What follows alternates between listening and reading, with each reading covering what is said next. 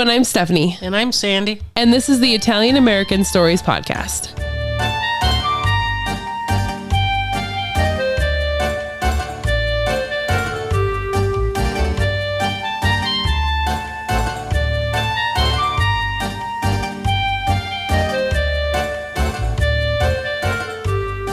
Today, we're telling the life story of Julius Cesar Carrera, who was a professor, civil engineer, mineralogist, and a pioneer. So we're basically taking a break from the murder stories. Yeah. We've had a lot of those lately. Yeah. But Julius, he went by JC. So from now on throughout the rest of the story, we'll call him that. And JC, he was an interesting guy who truly accomplished a lot. So let's dive on into JC's life. Okay. He was born in Milan, Italy in 1853. And in 1871, when he was 18, he came to America. I saw one document that shows where his brother may have come to America with him, but I couldn't truly verify that. I'm not sure about his early life in America. You know, what he did. I'm sure he stopped off in New York, but after that, I don't really know what happened. Oh, okay. Until 1876. He shows up in St. Louis, Missouri, and he was there helping to start the Christian Brothers College, which he would eventually teach at. He actually helped create the plans for the building, but he also helped decorate it. I found an article from the St. Louis Globe dated June 20th, 1877, that claimed JC painted a painting of Pope Pius in the act of declaring the Immaculate Conception of the Virgin. So I guess we need to go back and add artist to his list of accomplishments because he was listed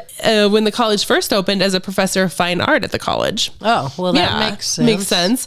And so he actually spent a few years living in St. Louis, and he was very involved in the Catholic community. He was actually the chairman for a few Catholic committees in the area. But in the late 1870s, he actually moved to Colorado, where he started getting into the mining industry. And this is kind of where, when we said earlier that he becomes a pioneer, this is kind of his pioneering. So he opens up a lot of mining and helps create that industry in the western states of the United States. That sounds funny. But so that's kind of where his pioneering comes in. And in 1879, he invested some money with a couple of other businessmen, and together they opened the St. Joseph Mining and Smelting Company. And this was kind of around the Pueblo area in Colorado. And the mine, it was scheduled to open in the summer of 1881. Down in Pueblo. Down in the Pueblo area, yeah. But it sounds like in 1880, the mine was sold to some investors in Denver. So I think he kind of got it going, but then sold it off. Oh. But I like the name. They chose St. Joseph. That's kind of cool.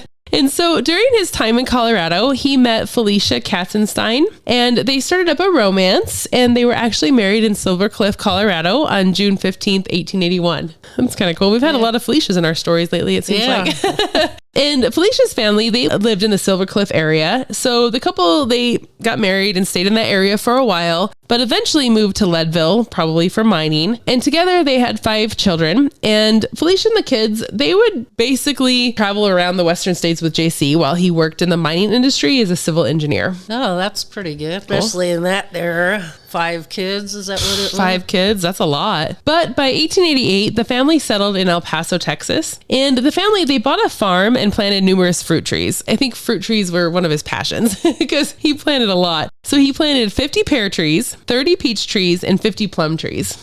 Oh, wow. Wonder if he made any wine out of those. I'll bet. I actually have had plum wine before. Have you? Yeah, I have a friend who's from Romania, and her parents came over and they brought plum wine in their suitcases that he made. Oh. It was actually pretty good. It was very strong though. But JC, he also started a cattle ranch on his property. But like I said earlier, I think the fruit orchard was his favorite because I saw in papers throughout various years that he would always add new trees to his orchard. So I guess we'll add farmer to his list of accomplishments too. It just keeps gaining. Keeps going. But while living in Texas, JC, he became a professor and taught geology and mineralogy at various colleges. He still invested in the mining industry though. And in the 1800s, he invested in Bennett Mine, which was an ore mine. This mine started producing ore and was able to make a profit of $1,000 a week. Oh, wow. which is about $33,000 today. So that's pretty good. But for some reason, JC, he sold this mine off as well shortly after opening it. And an investor, Colonel Fitzgerald, he bought the mine from JC. But a few short months later, the mine, it completely stopped working due to litigation and injunctions. So basically red tape. So it kind of sounds like JC got out of it just in time.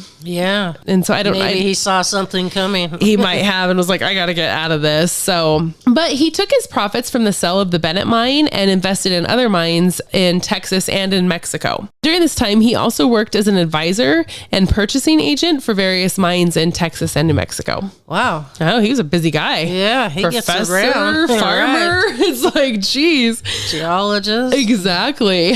Sadly, though, on June 30th, 1899, the couple's youngest child, Julia Josephine, she passed away at 8 months old. I'm not sure from what, but at that time, it was a lot of things going around. Exactly. During all of his time working in the mines, I mean, he wasn't a miner, but, working around that industry, JC, he started collecting rocks and different mineral specimens. And because of this collection, he was actually invited to show off his collection at the Columbian Exposition in Chicago. It's also known as the World's Fair. Oh, okay. Yeah. And he was invited in 1891, and the exposition was in 1893. So they gave him 2 years to put his exhibit together. And when he did go to Chicago in 1893, it was really successful, and he won a few medals and awards for his exhibit. Wow, everything this guy does, he does very well. He does very well. And for you true crime enthusiasts out there that are listening to this is also the same fair that H.H. Holmes was at in Chicago. So he built this murder castle hotel in Chicago on the corner, and during this fair, he killed like 27 women. So, really? Yeah. I've never heard of him. Oh my gosh, it's really crazy. He's been referred to as like the Jack Ripper of the United States. And I mean, he confessed to like 130 to 200 murders. So, but JC was at Chicago, and this guy was at the World's Fair too. So, wow. I know, kind of crazy. Hopefully he didn't bring his wife. Yeah. I think Felicia stayed home with the kids, so thank goodness. But after the exhibit, college students and their professors, they would come to his office to view his collection. And so JC apparently had the collection very organized and labeled. This rock mineral collection and his fruit orchard were things that he truly valued and loved. He kind of collected them. So that's good. And in 1897, JC was appointed the U.S. Deputy Mineral County Surveyor of New Mexico and Colorado. So he was truly a busy man. He was. I mean, I'm sure a lot of these jobs overlapped, and, he might have been doing some of them anyways, but that's just a lot to do. But getting back to JC's visit to Chicago, this trip actually propelled the governor of New Mexico to nominate JC and his massive collection to go to the Paris World Fair to show off the minerals and rocks of the American West. Wow. So that's pretty cool. Now, the only problem with this was the officials in Paris who, chose who got to come. They were really picky and had actually previously turned down applicants from the American West area before who wanted to come show that kind of stuff off. So they weren't sure if it was going to happen. They had to wait to hear back if the Paris people approved them. But while waiting to hear back from Paris, in 1899, it was an interesting year for the family.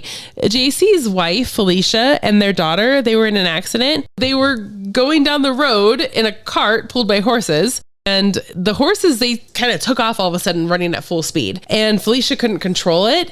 And the cart actually broke away from the horses, rolled off of the road, went rolling, and was smashed into a bunch of pieces. Oh, wow. I know. But luckily the two women, they were unharmed. So that could have been really bad. Right. But in early 1900, JC was approved to take his collection to Paris. So, good for him. Yeah, but he was really excited. Oh, I'm sure he was. It was kind of down to the wire because he actually had to have the exhibit sent to Paris, and it had to arrive in Paris by February 28th, 1900. Oh, so he didn't go. Well, he does eventually go, but they wanted the exhibit there by the 28th. Probably, maybe like to find out how big it is, where they're going to put it. He was a little late. He actually got it out to them in late March. So they approved him basically in January, and then he had to have the collection organized and sent over to Paris by the 28th. Didn't have FedEx airplanes back then. It had to, so, but the exhibit did arrive, and eventually he did go to Paris. He went in April of 1900. So he went about a month after his exhibit arrived. And JC, he would actually end up spending 10 months in Paris at this exhibit. That's a long time. Yeah. I guess if you're going to go, you got to go. Now, his wife, Felicia, she was actually born in France. So I'm sure she probably enjoyed going and visiting JC while he was there. I was just going to ask you if the family went. Yeah, I'm not sure. I couldn't find anything, but I would imagine they probably went over and visited him for at least a while. I mean, he was there almost a year. Right. And especially with her being born in France. Right. You know, she was probably like, I want to go back. But during the month of July, while he was in France, he wrote a few letters that were actually published in the Santa Fe Daily. And he talked about in these letters how Paris was so patriotic on the 4th of July and American flags were everywhere. I know, I thought that was really interesting. Paris? In Paris. Yeah, that's pretty. Yeah. I mean, I guess they did give us the Statue of Liberty, but Yeah, that's true.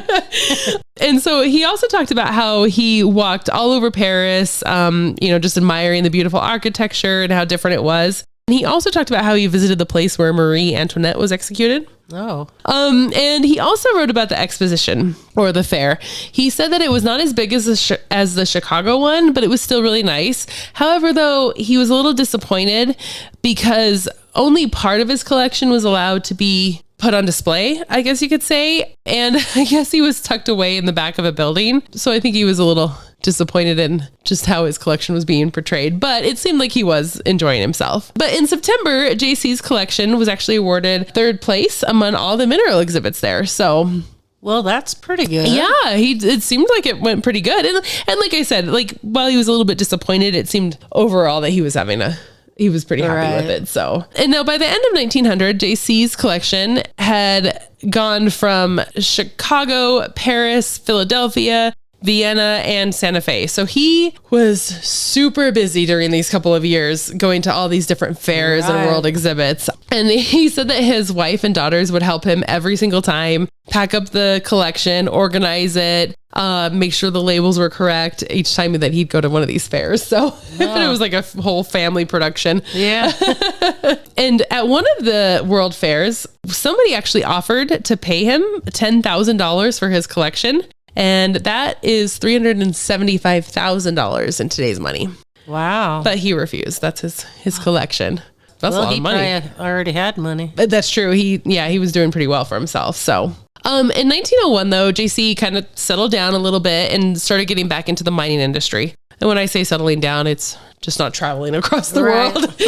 And he actually went into partnership with 3 other men, W.M. Lipscomb, J.B. Dibbrell, and Emil Mosham, and they opened a company called Lena Mining Company. However, this investment, even though it was profitable for a while, would truly prove to be a thorn in JC's side. Yeah, it wasn't great. For the first couple of years while the mine was open, things seemed to be going pretty smoothly. But by 1904, JC was in court being sued by the other 3 men. So apparently, the 3 men loaned JC $15,000 to go in on this investment with them. And $15,000 in today's money is around $550,000. So it's a good chunk of change. And it sounds like he needed the initial investment, so they loaned him the money. And according to some of the articles that I read, JC may have put up his mineral/rock collection as collateral for this. I was just wondering about that. Like what is this? He had to borrow that, and he was offered $375. Exactly. However, JC said though that the $15,000 was meant to be repaid to the other men through the profits of the mine. So basically, JC said, "I won't take any profits the first few years until my money is paid back." But by 1904, either JC had fallen behind in the payments or the mine was not profitable because those 3 men sued him. So something happened there. I'm not sure which one. And this suit, it actually would go on until June of 1905. And ultimately, JC, he did lose the suit and was ordered to pay the men the $15,000. So by this time, the company was dissolved and the mine was closed. So my guess is the mine was just not profitable. Yeah, it sounds like it. Yeah. And if JC could not pay the money back, the judge said that he may have to give up his mineral collection. But while this lawsuit was going on, JC, he was actually working with some other businessmen in Paris trying to bring a silk factory to El Paso. This guy's busy. He is. He doesn't stop. He's a hustler for sure. And so if he could get this silk factory to come to El Paso, it was said that it would employ possibly over 10,000 people and just bring really good industry to the area. That's a lot of people. Yeah. So JC, he was kind of like the middleman. He was working with the local government to make this happen. And he was also kind of working with the Paris businessmen to bring this factory over. And in 1905, he actually found himself back in Paris negotiating the deal. Wow. So he was back there. And when he got back from Paris after negotiating with them, he met with the Chamber of Commerce and discussed negotiations with them. So apparently the French company in Paris who wanted to bring the silk factory over had 3 requests that they adamantly said had to be met in order for them to bring the factory over. And these are the 3 requests. So number 1, they should be exempt from taxation for the first few years. Number 2, the El Paso area should provide raw materials for a discount price. So like the building materials and all of that kind of stuff. And that the El Paso Chamber of Commerce will pay for the building and the workers. And then once the building is completed, the French company will reimburse them. Those are some pretty high demands. Right. Basically, and I am not a business person by any means, but to me, this sounds like, hey, El Paso area, you front all the initial costs and then we'll come in and reimburse you. So basically, it sounds like El Paso is taking all the risk here and trying to get it all together. Right. So these terms, like I said, they seem a little sketchy to me. And even though a lot of the members of the Chamber of Commerce were excited to have the factory, they were not sure about these terms either. They just felt like it was a high risk. It sounds like it. That's a lot going on. It is. It's everything. It's everything. Yeah. It's not even like, hey, we'll split the cost with you and then reimburse you. And I think because of these terms, the deal fell through and the silk factory was actually never built, which I can see why. Yeah. That's a lot. Yep. But in 1905, it wasn't all business dealings. JC and Felicia's daughter, Theolinda, she married Edward Piper. And I wanted to add this in because the reception took place at JC and Felicia's home. And I thought it was really neat how the paper described the home. So the couple, they were married in October of 1905, and the house was said to be decorated in red and green, and there were flowers all over the house, and I guess there was food everywhere and lots of dancing. So I just thought that was kind of a cool, gives you kind of a glimpse inside their home, I guess you could say. But in 1907, JC, he started building a new home for the family on the ranch. And this was probably an exciting moment for them, but it brought a little bit of scary moments, I guess you could say. So his youngest daughter, Adelina, she was helping out one day when she actually fell from the top of the house. Oh, no. Apparently, her pet rabbit had escaped and she was chasing her rabbit and slipped and fell from the roof. She actually fell 15 feet and landed on a sharp object, and this left her in pretty critical condition. She does survive, though, thank goodness. They weren't sure if she was going to, but she does survive. But I couldn't help wondering, how did the rabbit end up on the roof? That's what I was wondering. And so I'm wondering, like, did she like have it with her? Was she carrying the rabbit? Because it says that she was helping out.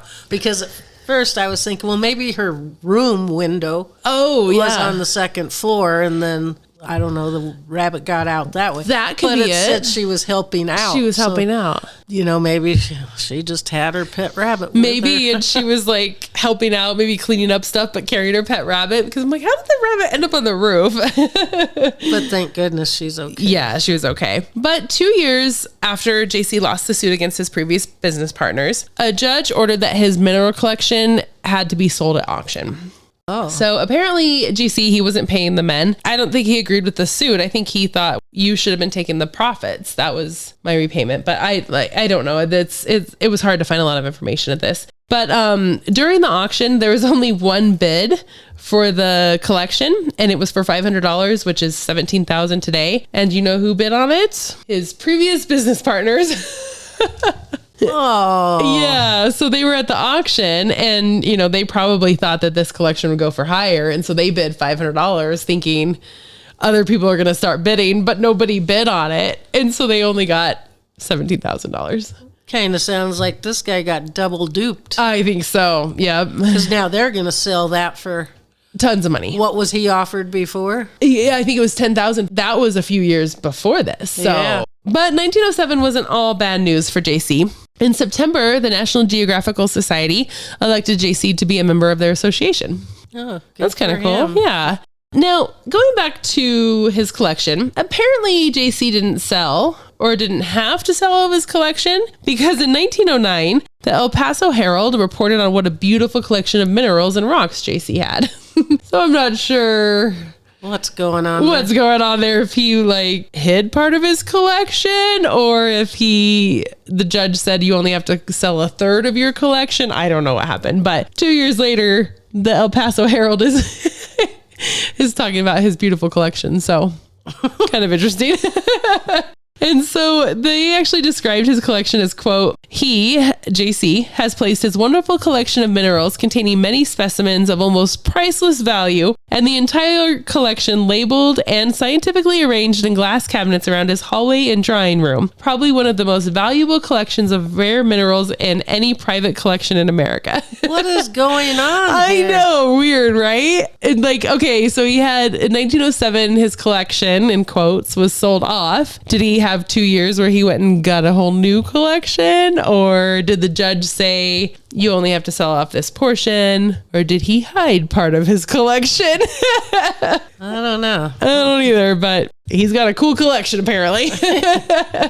You wouldn't think he'd want to be telling that too. I know. Yeah, unless maybe the judgment was like the suit was done and over and they couldn't go back on it. I don't know. But JC, he actually started collecting automobiles in the early 1900s too. Oh, wow. And it's so funny because the papers back then, they would publish in their paper when someone bought a car and what they bought. So that's how I found this information. In July of 1913, he bought an Abbott Detroit 3440 through the International Auto Company. And so I had to look that up. It just basically, it actually kind of reminds me of a tractor in a weird way. I mean, it looks like one of those old school cars, but it was the first year for black and nickel headlamps and a painted steel radiator shell. Google describes it as roadster that had a curb weight of 2,000 pounds. So it was just like this little tiny get around car, I guess you could say. Yeah, I've never heard of it. I hadn't either. And then in 1914, he bought a 2-passenger Studebaker. I've heard of that. I've heard of that too. I didn't need Google for that one.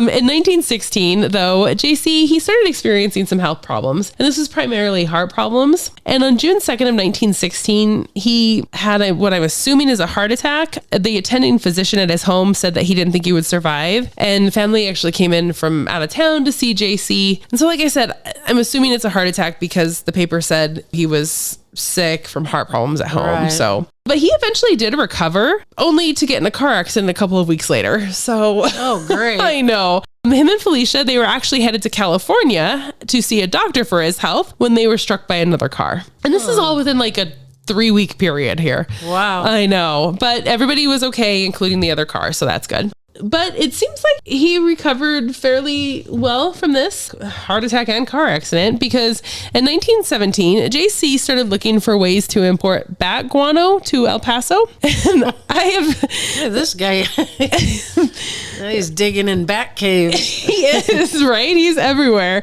So I had no idea what this was. No clue. So guano is poop. Right. It's their bat poop. Right. Yeah.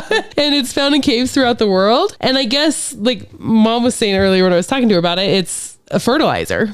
Yeah, they use it to make fertilizer is what I think. But yes. I don't know what else they use, but yeah, because like you were saying with the fertilizer, guano is a highly effective fertilizer because of the nitrogen, phosphate, and potassium. And so I think from what I read, don't quote me on this, at one point it was just the guano was the fertilizer, but then years later they just started using portions of the guano to put in different fertilizers. Oh, okay. So, but yeah, I was like, what is he doing now? What is bat guano? And I didn't know guano was poop. I had no idea because that can be like bird poop, anything. So, oh, I wasn't for sure of that. I've only heard it used as bat guano.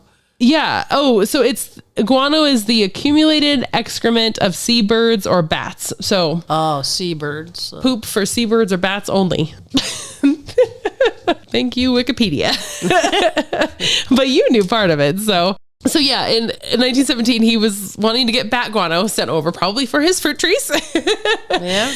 But I don't think he was successful in finding anyone to go into business with him on this. Now, in 1918, Felicia, she actually fell ill with the flu, which was probably the Spanish flu. 1918. Yeah, 1918 was when it started. So she did survive, though. But this was kind of a couple of rough years for the family. Yeah, his heart, the daughter falling off the roof. Car accidents and her the flu. So now the next couple of years seemed to go pretty smooth until Felicia had a freak accident in 1920.